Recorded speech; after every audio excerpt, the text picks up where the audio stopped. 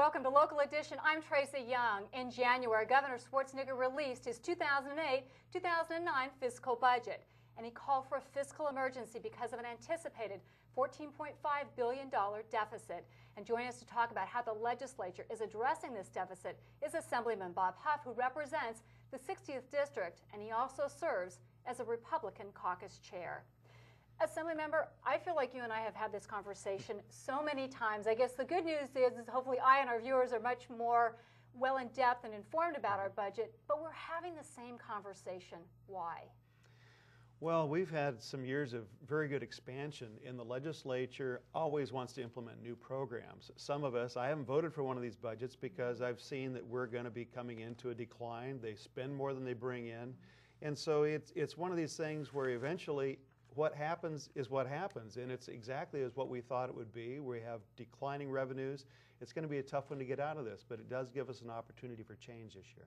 One of the things I couldn't help but recognize, I was going over the budget again and again, and Elizabeth Hill's analysis of the budget, and when something caught me, it's like the 10th time going through it, is every year we seem to actually, the budget that's proposes to spend more than we actually believe we're going to take in, which is the structural deficit that we talk about. I mean, the budget that we're proposing for 07-08 that was signed on August 22nd, we are proposing to spend 103.3, but we're anticipating to receive 100.8. So we've written in there and we think we're going to lose money, and that's before we saw the downturn. Why do we do that? Well, some of this was carried over from back when Gray Davis left office and the current governor came into office.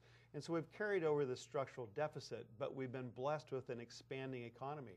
Revenues have gone up about 44% since the governor's come in. And so you have this structural deficit, and we have trimmed it down some, but we keep carrying it forward with the optimism that next year will be better.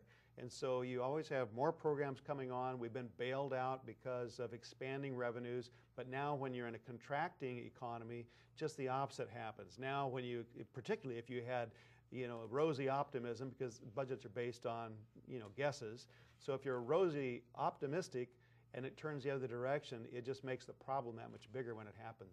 How much responsibility in some way do we as Californians have to bear for the fact that we pass things like Proposition 13, which limits the amount of tax, how high our property taxes can go up?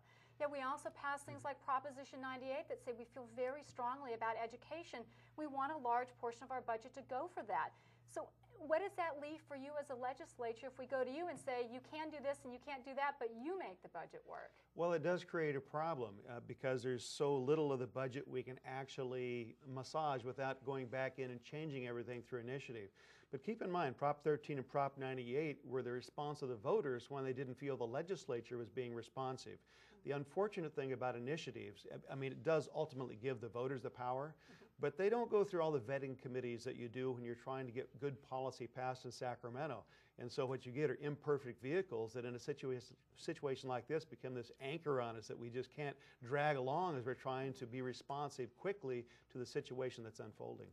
What about, as you're saying, the bad news is we have this deficit. There's a positive side maybe, which is this gives us an opportunity to go through departments and say, are you operating with cost efficiency? I mean, that's what we do in the private sector.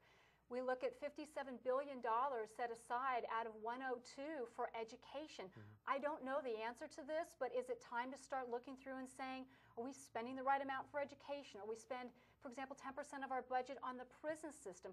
Are we operating at a higher cost or a lower cost than, say, another comparable state? Well, the way the question is framed is it does give an opportunity to closely look at things. Anytime you're trying to trim even 10%, that means you're looking at all the programs to see where you can cut. So I think that's a healthy thing. Certainly businesses do that, certainly families do. Families don't have the opportunity to go to the boss and say, hey, I need more money, can I have a pay raise? I mean, they try that, but it doesn't work. So this focusing on it is an excellent idea. We can look to other states to see best methods, and I think we have an opportunity for real reform if we take it. Well, I'm glad to hear you end that with an optimistic note. Thank you for your time, sir. Thank you. For Local Edition, I'm Tracy Young. Now back to CNN Headline News.